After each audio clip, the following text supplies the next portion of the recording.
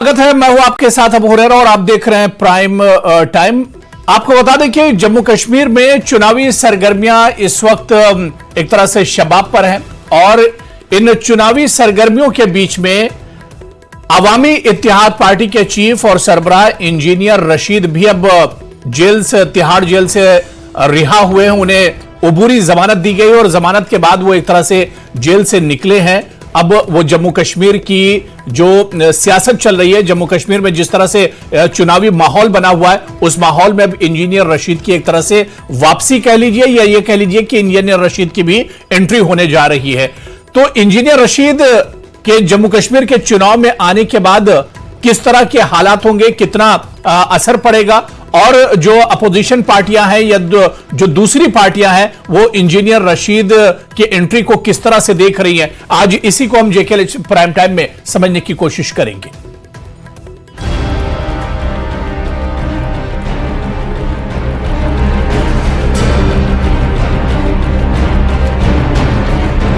डरो मत, डराओ मत। My fight is much more bigger than what Umar Abdullah says. His fight is for the chair. My fight is for the people. Agencies खुद उनके candidate का इंतखाब करके उनको मैदान में खड़ा कर दिए वोट काटने के लिए।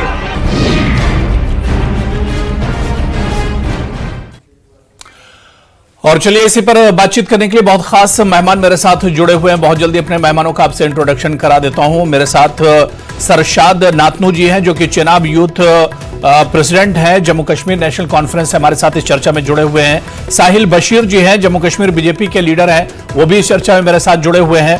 टीवी स्क्रीन पर सुहेल काजमी साहब भी दिख रहे हैं जो कि पॉलिटिकल एनालिस्ट हैं, सीनियर सहाफी हैं, वो भी हमारे साथ इस चर्चा में जुड़े हुए हैं। और जम्मू कश्मीर कांग्रेस के सीनियर लीडर जगदीप सिंह भी हमारे साथ इस चर्चा में मौजूद हैं। सभी मेहमानों का बहुत स्वागत है, बहुत इस्तकबाल है न्यूज 18 JKLH में। मैं सबसे पहले सरशाद नातनू जी, मेरी आवाज आप तक पहुंच रही है? जी जी बिल्कुल। इंजीनियर रशीद की एंट्री भी अब जम्मू कश्मीर के जो असेंबली चुनाव हो रहे हैं उसमें एक तरह से हो चुकी है, किस तरह से नेशनल कॉन्फ्रेंस देखती है? देखिए, नेशनल कॉन्फ्रेंस तैयार है, हर किस्म की जो भी सामने मरहला आएगा उसके लिए तैयार है। और हम ये एक्सपेक्ट भी कर रहे थे कि गवर्नमेंट ऑफ इंडिया ऐसा कदम उठाएगी। आपके ही इस चैनल पे मैंने गालबन 2 दिन पहले एक डिबेट में कहा था कि ये सारा प्री प्लान्ड है। जिस तरीके से इंजीनियर रशीद को इन्होंने पार्लियामेंट के अंदर लास्ट बॉल पे हम कहेंगे फॉर्म डलवाया और इलेक्शन लड़वाया, उसी तरीके से इन्होंने जो नहीं तो चुनाव लड़ने का हक तो सभी को, ये जमहूरियत है ना, ये तो जमहूरी निजाम है, सभी चुनाव लड़ सकते हैं। ये तो नातनू जी, इसमें तो नेशनल कॉन्फ्रेंस का डर मुझे महसूस हो रहा है। नहीं, आपको मैं क्लैरिफाई कर लेता हूँ। डर किसी चीज का नहीं है। हमारा ये मुतालबा था कि लास्ट आवर पे आने का, आप आखिरी दिन जो है चुनाव का आखिरी दिन आप फॉर्म डलवाते हैं तो उसका क्या मतलब बनता है? आप कभी भी आ जाइए मैदान में, कोई भी मोदी जी आ जाए इलेक्शन लड़ ले, हमें कोई उससे घबराहट नहीं। भाजपा ने आपके पार्लियामेंट के अंदर नहीं, ये घबराहट ही तो है। कैंडिडेट क्यों नहीं उतारे? ये नातनू जी, ये घबराहट ही तो है। कोई एक दिन पहले आए या कोई 1 घंटा पहले आए, चुनाव में जमहूरियत में तो सबको इजाजत है। अंदर नहीं, यही तो जमहूरियत की खूबसूरती है कि मतलब कोई आदमी अगर कन्विक्टेड है, अगर उसके ऊपर एलिगेशंस है तो वो अंदर बैठा हुआ है, आखिरी दिन आपका पार्लियामेंट जुर्म अभी साबित नहीं हुआ है। जुर्म अभी साबित नहीं हुआ। बिल्कुल जुर्म कन्विक्टेड नहीं है। मैंने कहा कन्विक्टेड नहीं है, एलिगेशंस है उनके ऊपर। ठीक जी। आप लास्ट दिन एक आदमी को सिंपैथी के लिए बाहर ले आते हैं ताकि वोट बाइफरकेट हो जाए। मेरा कहने का मतलब है, भारतीय जनता पार्टी अगर इतनी मजबूत अपने आप को समझती थी, अगर वो दावा करती थी 370 पार, और या आज नहीं तो अगर वो नेशनल कॉन्फ्रेंस को अपनी मजबूती पर यकीन नहीं, नेशनल कॉन्फ्रेंस को, नेशनल कॉन्फ्रेंस अपने आप में फिर क्यों डर रहे हैं? मजबूत जमात है जी, दमखम पे, अपने दमखम पे नेशनल कॉन्फ्रेंस लड़ रही है इलेक्शन। अब देखिए, सरकार बनाने जा रहे हैं हम लोग, इंतजार करिए 18 तारीख तक का। जब सरकार बनाने जा रहे हैं, जब इतना यकीन है तो फिर डर क्यों? इंजीनियर साहब तो बहुत देर से आ रहे हैं, इंजीनियर रशीद, अब वो चुनाव में आएंगे और नेशनल कॉन्फ्रेंस तो काफी पहले से लगी हुई है। समझ नहीं रहे ना। नहीं, बात ये है कि हमें इंजीनियर रशीद साहब के आने से कोई वो आपत्ति नहीं है। आपत्ति इस चीज से कि टाइमिंग से कल तक आप ऑनरेबल होम मिनिस्टर या ऑनरेबल प्राइम मिनिस्टर की बात अगर उठा के देख ले, कल तक वो ये कह रहे थे कि इंजीनियर रशीद एंटी नेशनल है, वो फला है, वो फला है। तो आज वो मैंने भारतीय जनता पार्टी के या हमारे स्टेट के प्रधान साहब का एक लेटर पढ़ा आज के डेट में, बड़ा सरप्राइजिंग वो लेटर था कि वो अपने वर्कर्स को कह रहे हैं कि go and welcome engineer Rashid. ये ड्यूअल पॉलिसी क्यों, ये दोगलापन क्यों? चलिए साहिल बशीर, मैं आपके पास आऊंगा। साहिल जी, किस तरह से देखते हैं? देखिए सीधा सीधा यहां पर नेशनल कॉन्फ्रेंस इल्जाम लगा रही है और कुछ इसी तरह का बयान उमर अब्दुल्ला पर भी आया था। जो जमानत मिली है इसे भी शक की नजर से देखा जा रहा है। देखिए हुरैरा साहब, मैं आपके माध्यम से पूरे जम्मू कश्मीर के लोगों को जी आज नेशनल कॉन्फ्रेंस को एक्सपोज करके दिखाना चाहूंगा, इंडियन नेशनल कांग्रेस एक्सपोज करके दिखाना चाहूंगा। दरअसल जो बात कर रहे हैं, लास्ट जो इन्होंने अपनी लाइन कही, लेटर की बात कही इन्होंने, जिसका उसी टाइम जो है रिबटल हुआ था हमारी भारतीय जनता पार्टी की तरफ से कि ये नेशनल कॉन्फ्रेंस और इंडियन नेशनल कांग्रेस ने मिलकर कोई लेटर पुराना एडिट किया है, जो हमारे पुराने एक्स प्रेसिडेंट थे उनके लेटर हेड का, और उसके बाद में सर्कुलेट किया है, जिसका एक FIR भी बाज़ाब्ता तौर लॉन्च हुआ है। और इस तरह टीवी डिबेट पर आकर उस लेटर का हवाला देना, मुझे लगता है किसी बाशऊर किसी रीजनल पार्टी के एक ऐसी पार्टी का कोई नुमाइंदा टीवी चैनल पे बोले, मैं समझता हूं कि नहीं है। दूसरी बात, आपत्ति इनको है किसी के लड़ने से। देखिए, भारतीय जनता पार्टी ने ना तो किसी को पकड़ा है, भारतीय जनता पार्टी का ना मैंडेट नहीं, इसमें नेशनल कॉन्फ्रेंस बीजेपी का फायदा देख रही है। इंजीनियर रशीद के एंट्री के बाद नेशनल कॉन्फ्रेंस PDP अब इसमें फायदा देख रही है बीजेपी का। बशीर जी, बौखलाहट है अभी इन्हीं के प्रीमो, इन्हीं के जो नेता है, उन्होंने ग्लोबली ये कहा कि वो इलेक्शन नहीं लड़ना चाहते, यूपी के अंदर वो नहीं लड़ेंगे। उसके बाद में इलेक्शन भी लड़ते हैं, उसके बाद में एक नहीं दो फॉर्म भरते हैं, दो जगह से फॉर्म भरते हैं, और उसके बाद में जब वो देखते हैं कि इस बार एक नहीं, दो नहीं, चार नहीं, उनको 20-20 लोगों से मुकाबला करना है, तो बौखलाहट देखिए आप, इनकी फ्रस्ट्रेशन देखिए कि ये किस लेवल पर उतर के आ गए कि अब ये जो टेरर फंडिंग में और बाकी चीजों में 5 साल से जेल में बंद थे, जब कोर्ट ने उनको रिहा कर दिया तो वो भी भारतीय जनता पार्टी के ऊपर थोप रहे। मतलब दिस लेवल ऑफ फ्रस्ट्रेशन। नाथनो जी जवाब चाहिए इसका। देखिए, घबराहट, बीजेपी कह रही है कि घबराहट है नेशनल कॉन्फ्रेंस की है। जल्दी से जवाब दीजिए, फिर मैं जगदीप जी के पास जाऊंगा। जी, बात सुनिए, इनको क्या पता नेशनल कॉन्फ्रेंस से कौन से हालात देखे। नेशनल कॉन्फ्रेंस वाहिद वो जमात है जिसने जम्मू कश्मीर के हर मुश्किल दौर से जम्मू कश्मीर को निकाला है। चाहे आप 96 की बात कर ले, 90 की बात कर ले, उससे पहले की बात कर ले। भारतीय जनता पार्टी को आप ये पूछिए, हमारा देखिए, ये जो कह रहे हैं ना, जो लेटर के बारे में ये कह रहे थे, मेरे पास ऑफिशियल लेटर है, रविंद्र रैना जी का लेटर है, आप कहेंगे तो मैं शेयर करूंगा। आज की डेट में उनका लेटर आया, वो ये कहते हैं कि अपने वर्कर्स को डायरेक्शंस देते हैं कि आप जाके इंजीनियर रशीद साहब को वेलकम करिए। अबू हुरैरा जी, मुझे आप ये बताएं या हमारे बशीर साहब बताएं कि वो क्या था।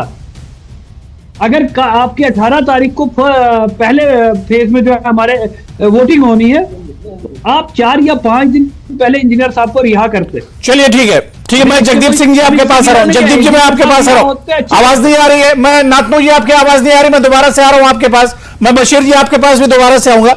जगदीप जी, किस तरह से देखते हैं, कांग्रेस किस तरह से देख रही है? इंजीनियर रशीद भी अब चुनाव में एक तरह से उनकी एंट्री हो गई। जम्मू कश्मीर के चुनाव में अवामी इत्तेहाद पार्टी कई सीटों पर अपने उम्मीदवार उतार चुकी है। अब किस तरह से इंजीनियर रशीद की मौजूदगी जम्मू कश्मीर के चुनाव में कांग्रेस देख रही है? हुरैरा साहब आदाब। इससे पहले कि हम बात करें जम्मू कश्मीर, खासतौर से कश्मीर की सियासत पे, जी मैं चाहूंगा जरा थोड़ा सा जिक्र हम हरियाणा का कर लें। और आपकी जानकारी के लिए बता दूं, जिस तरीके से आम आदमी पार्टी पहले गठबंधन की बात जोर शोर से करती रही और जिस तरीके से बाद में एक तरह का समझौता परोक्ष रूप से जैसे आरोप लग रहे हैं हुआ है, वो बताता है कि भाजपा का किरदार कितना दोगला है। अब अगर हम कश्मीर की बात करते हैं, मैं पूछना चाहता हूं, मैं इंजीनियर रशीद साहब को जाती तौर पर जानता हूं। मैं जानता हूं जब वो विधायक थे तब उन पर कुछ आरोप लगे थे कुछ पैसों को लेकर।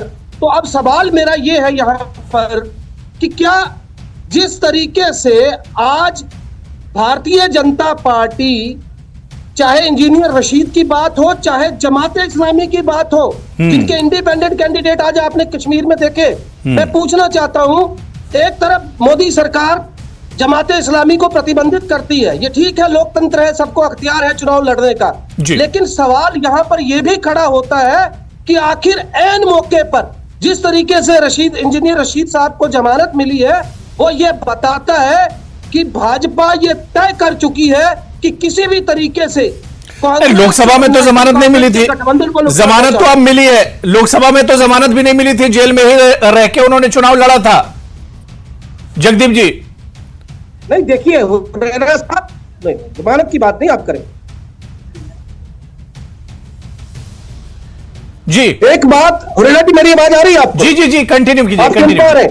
जी जी, मैं सिर्फ इतना कह के अपनी बात पूरी करूंगा जी कि जम्मू कश्मीर की जनता जागरूक है, वो जानती है कि भारतीय जनता पार्टी का ये जो दोहरे चरित्र और मापदंड है, ये जग विदित है, ये दुनिया जानती है। काम दाम दंड भेद सब लगाकर जब चुनाव जीतने की बात, बीजेपी के इशारे पर इंजीनियर रशीद बाहर आए, बीजेपी के इशारे पर बीजेपी को फायदा होगा, इंजीनियर रशीद के जेल से बाहर आने से बीजेपी को फायदा होगा।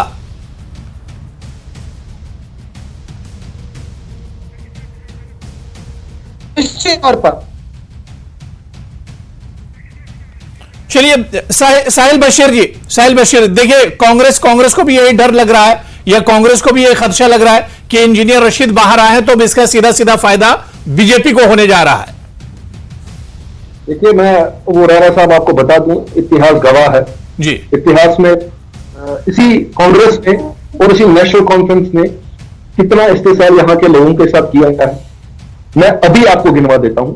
यही नेशनल कॉन्फ्रेंस जब सदर रियासत से वजीर आला एक्सेप्ट करती है, उस वक्त मरकज में सरकार इंडियन नेशनल कांग्रेस की होती है, और यहां पर जो एक्सेप्टेंस होती है वो नेशनल कॉन्फ्रेंस की होती है। 370 बहुत दूर की बात है, ये उसका जवाब दे। उसके बाद में ये देखिए आप, जिनके साथ इस वक्त शाना बशाना खड़े हैं, कहीं ना कहीं आप न्यूज़पेपर बाकी उठा के देख लीजिए, आज हमारे पास गूगल है, गूगल उठाकर देख लीजिए, यही लोग, मैं कोट अनकोट कर रहा हूं, मेरी जुबान नहीं है, नेशनल कॉन्फ्रेंस की जुबान थी उस टाइम पे, ये कांग्रेस को गंदी नाली के कीड़े बोलते थे। और उसके बाद में जब इसी कांग्रेस ने इनके फाउंडर मेंबर शेख मोहम्मद अब्दुल्ला को 12 साल जेल में बंद रखा, यानी कि ये सबसे बड़े दुश्मन हुआ करते थे इनके, आज वो सब भी भूलकर ये उनके साथ खड़े हैं। ये अपने साथ ये कर रहे हैं, अपने जो इनका सुप्रीमो हुआ करता था, जो इनका कायद हुआ करता था, ये उसको भूल गए, उसके साथ अत्याचार जो हुए वो भूल गए। जगदीप जी जवाब दे सकते हैं, जगदीप जी जवाब दे सकते हैं आप जी। देखिए हुरेरा साहब, मैं एक बात बड़ी साफ बता दूं आपको, मैं जानता हूं भाजपा के प्रवक्ताओं के पास कहने को कुछ नहीं है, मैं पूछना चाहता हूं इनसे, क्या इस देश ने और जम्मू कश्मीर ने देखा नहीं है कि आज जिस नेशनल कॉन्फ्रेंस को ये पानी पी पी कर कोस रहे हैं, ये उसी के सरकार सत्तासीन थे।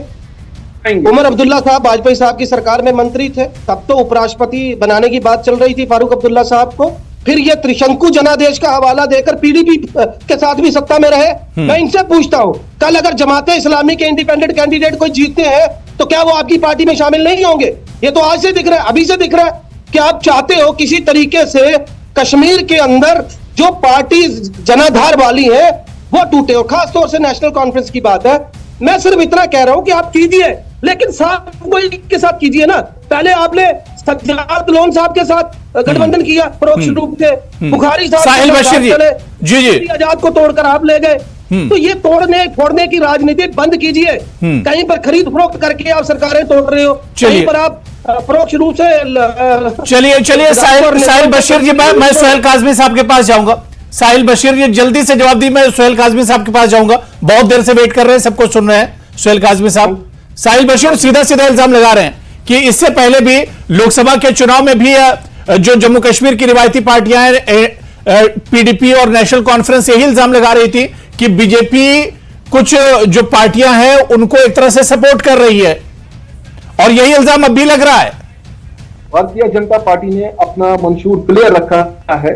कांग्रेस, नेशनल कॉन्फ्रेंस और पीपल्स डेमोक्रेटिक पार्टी, जिन्होंने यहाँ के लोगों के साथ, यहाँ के अवाम के साथ, यहाँ की धरती के साथ इस्तेसाल किया है, उसके साथ कोई न बात होगी, न उसके साथ कोई अलायंस होगा, न उनके साथ हम जाएंगे।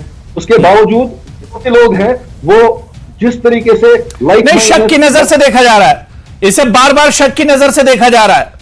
यही लोकसभा में भी हुआ था और यही विधानसभा के चुनाव में भी हो रहा है।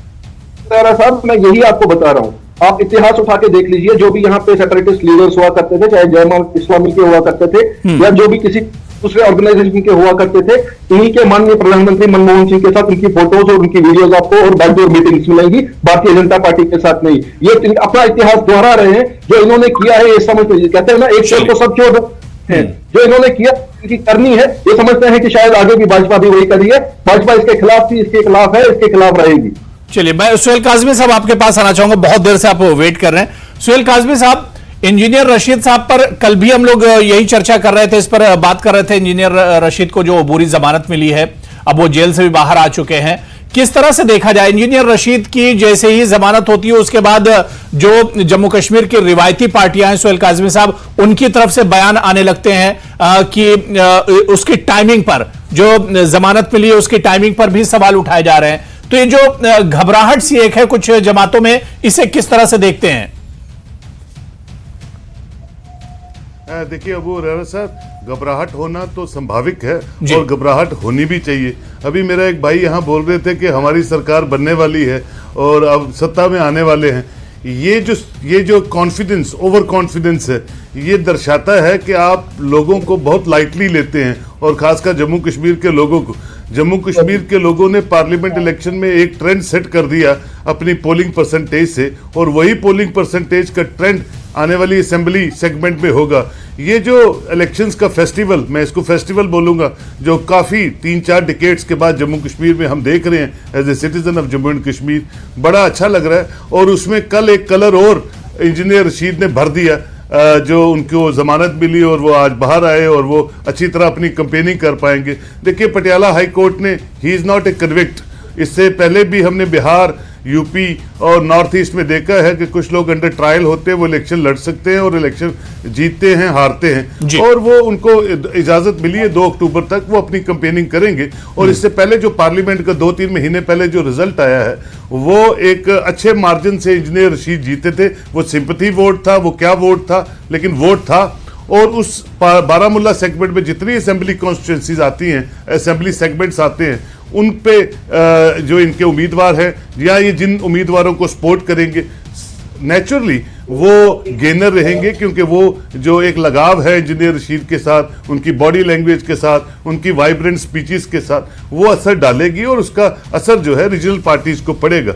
इतना फर्मली कोई कह दे कि मैं ही सत्ता में आऊंगा, मेरी सरकार बनेगी, ये लोग पीपल्स विल डिसाइड करेगी जम्मू कश्मीर में कि भाई किस तरह की कंपोजिशन आएगी सरकार की, किसके कितने नंबर आएंगे। और आप देखिए कि आज सारे पॉलिटिशियंस की बॉडी लैंग्वेज ढीली हुई है, कोई टोपी दिखा रहा है, कोई टांग पकड़ रहा है। ये ऐसा ट्रेंड हमने जम्मू कश्मीर में देखा नहीं था। देखिए, एक अकाउंटेबल सरकार के लिए लोगों को सरप्रिय समझना, लोगों की इंपॉर्टेंस समझना, एक वोट की कीमत को समझना, ये जमहूरियत दर्शाती है, जो मैं समझता हूँ जम्मू कश्मीर में इस वक्त जो 1 महीना जो चल रहा है, और जो भी सरकार आएगी, जिस ढंग की भी आएगी, जिस तरह की वो हंग असेंबली होगी या जैसी भी होगी, वो एक अकाउंटेबल होगी और एक नया पॉलिटिकल नैरेटिव और नरेशन सेट करेगी जम्मू कश्मीर की गवर्नेंस में। और हम सब लोग देखेंगे कि वो उसकी अकाउंटेबिलिटी पिछली सरकारों से कितनी अहम होगी और वो जम्मू कश्मीर को किस तरह से आगे लेके चलेगी। बिल्कुल, यानी इंजीनियर रशीद फैक्टर बहुत इंपॉर्टेंट होने वाला है। मैं सरशाद नातनू जी, जो इस बार वाकई में जो एक घबराहट से दिख रही है, खासतौर से नेशनल कॉन्फ्रेंस की बात की जाए, उमर अब्दुल्ला साहब की जो बॉडी लैंग्वेज है, जिस तरह के बयानात उनके लगातार आ रहे हैं, तो ऐसे में क्या है, वाकई में घबराहट है, जो बात अभी आप सुहेल काजमी साहब भी बता रहे थे। आपने शायद मेरे चेहरे को नहीं पढ़ा, मैं तो हंस रहा हूँ, घबराहट तो है नहीं। हमें अपने लोगों पे उम्मीद है, जो काजमी नहीं, हंस तो आप लोग लोकसभा में भी रहे थे, लोकसभा चुनाव में भी आप लोग हंस रहे थे। सभा में तो हाँ, हम 2 सीटें जीत गए, हम 3 पे लड़ रहे थे, 2 जीते 1 हारे। नहीं, सिंबे सालार तो हार गया था ना, आपके जो लीडर थे वही हार गए थे। नहीं, आप मुझे बोलने देंगे हुरैरा साहब, तो मैं अपना जो है ना अपना वर्जन रखूंगा। तो आप बीच में काटेंगे तो फिर बात पूरी हो नहीं पाएगी। नहीं, बात पूरी कीजिए। सालार जो था, देखिए, बारामूला पार्लियामेंट कॉन्स्टिट्यूंसी भी हमने जीती। जो पहले हमारा वोट रेशो था, वो हमने 1,04,000 वोट लिया पिछले चुनाव में। इस चुनाव जब इतने कॉन्फिडेंट हैं, फिर घबराहट क्यों है? फिर उमर अब्दुल्ला साहब की तरफ से, नेशनल कॉन्फ्रेंस की तरफ से इस तरह के बयान क्यों आ रहे हैं? प्लीज आप इस चीज को समझिए, मैं कहना क्या चाह रहा हूं जी। हमें इंजीनियर रशीद के इलेक्शन लड़ने से कोई दुख नहीं है, आप भी कल आके इलेक्शन लड़ लीजिए, मैं आपका इस्तेमाल करता हूं और मेरी कॉन्स्टिट्यूंसी से लड़िए। सवाल ये खड़ा होता है कि जो टाइमिंग इंजीनियर साहब के आने की है, वो पार्लियामेंट का इलेक्शन हो, वो आज असेंबली का इलेक्शन हो, हमारे ये तो कानूनी अमल है, ये कानूनी अमल है। तो काफी पहले से रिहाई की मांग की जा रही थी, जमानत की मांग तो बहुत पहले से की जा रही थी, क्यों नहीं छोड़ा गया? देखिए तब से अभी तक क्यों नहीं छोड़ा गया, ये बहुत बड़ा सवाल है। क्या आपको नहीं लगता है कि अगर इंजीनियर साहब को छोड़ना ही था, अगर 1 महीना पहले छोड़ा जाता, हमें कोई दुख नहीं है। और आप टाइमिंग देखिए, जो बेल भी ग्रांट हुई है, हमें इसलिए तो डाउट लग रहा है ना कि आप एक स्पेसिफिक टाइम के लिए 2 अक्टूबर आपका इलेक्शन जो है इतने में खत्म हो जाता है, बराबर उनको टाइम दे दिया गया इलेक्शन कंपेन करने के लिए। हमें तो उस चीज से कोई वो नहीं है। साहिल बशीर जी, देखिए बार बार यही सवाल उठता है, टाइमिंग पर सवाल उठ रहा है, टाइमिंग पर सवाल उठ रहा है, टाइमिंग के सवाल कि एक हफ्ते के बाद पहले फेज के लिए पोलिंग होने वाली है 18 तारीख को, और उससे ठीक पहले इंजीनियर रशीद की जो है वो जमानत उन्हें मिलती है, जेल से बाहर आते हैं। टाइमिंग पर सवाल उठाए जा रहे हैं। मैं सरशाद साहब को एक बताऊं, ये पढ़े लिखे इंसान है, पढ़े लिखे यूथ है, इनको ऐसी बातें तो कम से कम करनी नहीं चाहिए। ये कानून की बात, कोर्ट ने उनको रिहा किया है, इसमें भारतीय जनता पार्टी का क्या हाथ हो सकता है? और अगर ये समझते हैं कि भारतीय जनता पार्टी का वाकई में इतना ही हाथ है, तो इनके सुप्रीमो जो फारूक अब्दुल्ला साहब है, उन पर जो केस चला है स्कैम्स का, तो पहले भारतीय जनता पार्टी उसको उठा के अंदर कर देती, तो हमको तो हारने जीतने का फैसला ही नहीं करना चाहिए था। लेकिन जिस तरीके से ये हर चीज में भारतीय जनता पार्टी को अंदर घसीट रहे हैं, कोई भी चीज हो कि भारतीय जनता पार्टी कर रही है, इलेक्शन हो तो भारतीय जनता पार्टी कर रही है, इलेक्शन ना हो तो भारतीय जनता पार्टी कर रही है, इनके कैंडिडेट हारे तो भारतीय जनता पार्टी कर रही है, इनका कैंडिडेट जीते तो भारतीय जनता पार्टी करती है। हर किसी चीज में भारतीय जनता पार्टी का नाम इसलिए देना क्योंकि एक विक्टिम कार्ड खेलने के अलावा अब इनके पास कोई चीज नहीं बची है। सवाल अब वही है, इन्होंने जिनके साथ अलायंस किया है जी, वो जगदीप जी, क्योंकि नेशनल कॉन्फ्रेंस और कांग्रेस का अलायंस है, फिर क्यों इतना डर सता रहा है? क्योंकि वही चीजें आप भी तकरीबन, कांग्रेस भी वही चीजें कह रही है जो बातें नेशनल कॉन्फ्रेंस कह रही है इंजीनियर रशीद की रिहाई पर।